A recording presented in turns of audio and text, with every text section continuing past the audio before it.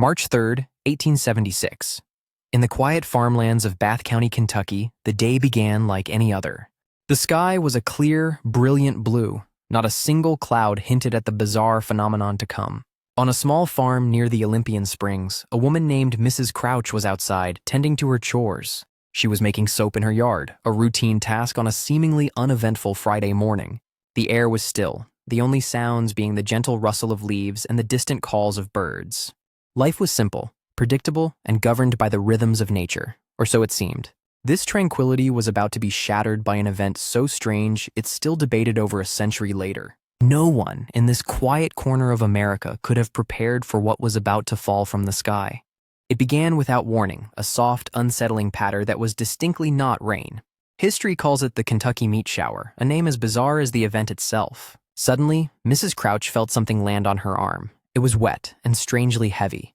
She looked up, bewildered. The sky was still perfectly clear, yet objects were falling all around her. It was a shower of flesh, with pieces ranging from small flakes to some as large as 3 inches square. The mysterious substance rained down for several minutes, covering an area about 100 yards long and 50 yards wide. It landed on fences, collected on the roofs, and dotted the fields with its strange, organic presence. Mrs. Crouch, initially startled, became deeply perplexed. This was something beyond all comprehension or experience. The substance appeared fresh and, according to witnesses, looked like beef. The smell was that of fresh meat. As quickly as it began, the shower stopped. Silence returned to the farm, now littered with the bizarre fallout. She and her husband stood in the yard, staring at the pieces of flesh that had fallen from a cloudless sky. The most logical explanation was rain, but this was something entirely different, something unnatural. Word of the strange event spread like wildfire through the small, rural community. Neighbors and curious locals began to arrive at the Crouch farm, drawn by the incredible story. They gathered in the yard, pointing and murmuring in disbelief at the sight before them. Some were skeptical, others were frightened, but all were utterly mystified by the phenomenon. The question on everyone's mind was simple. What was this substance, and where did it come from? 2 local men, described as brave hunters, decided to take the investigation a step further. They each picked up a piece of the mysterious material, examining it closely. After a brief inspection, they did the unthinkable. They tasted it. Their verdict? It tasted like mutton or venison. The mystery only deepened. The community was now faced with a phenomenon that defied all rational explanation. The story was too strange to remain a local legend for long. It soon reached the ears of scientists. A local man, Harrison Gill, preserved some samples in glycerin to prevent them from spoiling. He recognized the potential scientific importance of the event and acted quickly to aid the investigation. These preserved samples were sent to chemists and microscopists across the country for proper analysis. Newspapers like the Louisville Commercial and the New York Times picked up the story, spreading it nationwide. The public was captivated. Theories ranged from the plausible to the utterly fantastic. Was it a prank, a strange atmospheric condition, or something not of this world? The scientific community, however, sought a more grounded explanation, beginning with the samples themselves. One sample made its way to Leopold Brandeis, a prominent analyst from New York.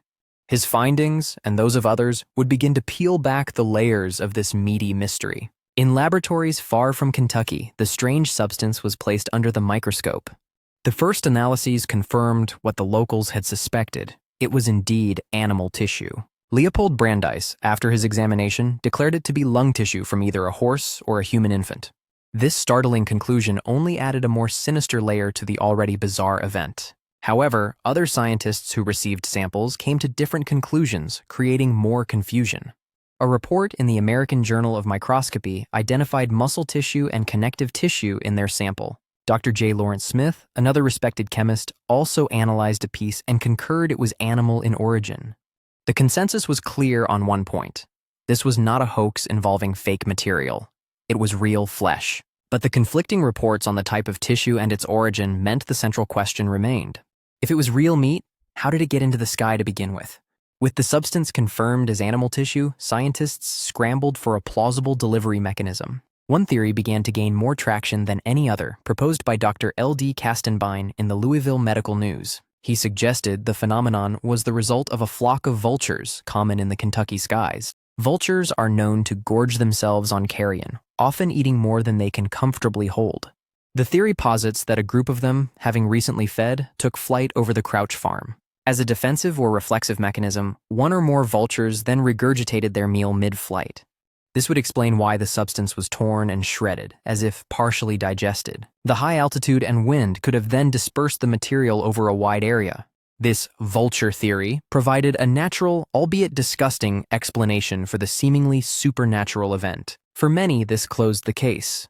It was strange, but not impossible. But was it the whole story? The vulture theory was neat, but it didn't quite satisfy everyone. Some glaring inconsistencies remained. Firstly, Mrs. Crouch and other witnesses insisted the sky was clear. No vultures were seen. While vultures can fly high, a flock large enough to produce that much material would surely have been noticed. Furthermore, the sheer quantity of the substance seemed too great for a single flock's regurgitation. The pieces also seemed remarkably uniform in some respects, almost as if they were cut. Vulture vomit is a chaotic mix. Would it really fall in such relatively neat, distinct pieces? And what about the different types of tissue identified? Lung, muscle, cartilage? It was a confusing assortment. Could a single source, like a horse carcass, account for the variety found by different scientists? The vulture theory, while convenient, seemed to raise as many questions as it answered. The mystery of the Kentucky meat shower was far from solved. The door was open for other explanations. With the vulture theory in question, other, more imaginative theories began to circulate. One idea suggested it wasn't meat at all, but a type of cyanobacteria called nostoc. When dry, nostoc is a flaky crust. When it rains, it swells into a jelly-like mass, sometimes called star jelly. However, this theory fails on two counts. The sky was clear, and multiple labs confirmed it was animal tissue. Some have pointed to similar phenomena, like rains of frogs and fish, as a possible parallel. These are typically explained by waterspouts or tornadoes picking up creatures and depositing them elsewhere. But again, the weather was calm and clear. No tornadic activity was reported anywhere in the region. Inevitably, more fringe theories suggest an extraterrestrial origin, a sort of cosmic pantry cleaning. While entertaining, there is zero evidence to support such a claim, placing it firmly in the realm of speculation. This leaves us back where we started, with a well-documented event and no completely satisfying explanation. The Kentucky meat shower quickly passed from news into legend, a classic American tall tale, except it was true. It became a prime example of a fortean phenomenon, a term for anomalous events named after researcher Charles Fort. Fort collected stories of things that fell from the sky, and the meat shower was a star exhibit in his collection. For over a century, the story has been retold in books, magazines, and television shows about the unexplained. It serves as a perfect example of how a real, witnessed event can be more bizarre than fiction. The event highlights the limits of our understanding and the enduring power of a good mystery. What happened to the physical evidence? Sadly, none of the original samples are known to have survived. Without the ability to perform modern DNA analysis, the exact origin of the meat remains forever elusive. The story persists not just because it's strange, but because it's an unsolved puzzle from our own history. It's a reminder that sometimes the world operates in ways we can't easily explain. So what really happened on that March day in 1876? Was it a natural, if rare, phenomenon? Did a flock of vultures unseen by anyone below truly decide to share their lunch with Bath County? Or do the inconsistencies in the theory point to something even stranger, something we haven't considered? We are left with the compelling first-hand accounts of ordinary people who witnessed an extraordinary event. Their confusion and awe echo through the decades, a testament to the profound strangeness of the day. The Kentucky meat shower remains a tantalizing historical footnote, a cosmic joke, or a profound mystery.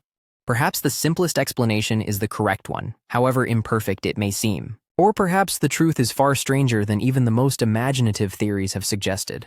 Ultimately, the answer has been lost to time, leaving us only with the incredible story. And it reminds us to occasionally look up at the sky and wonder what might fall down next.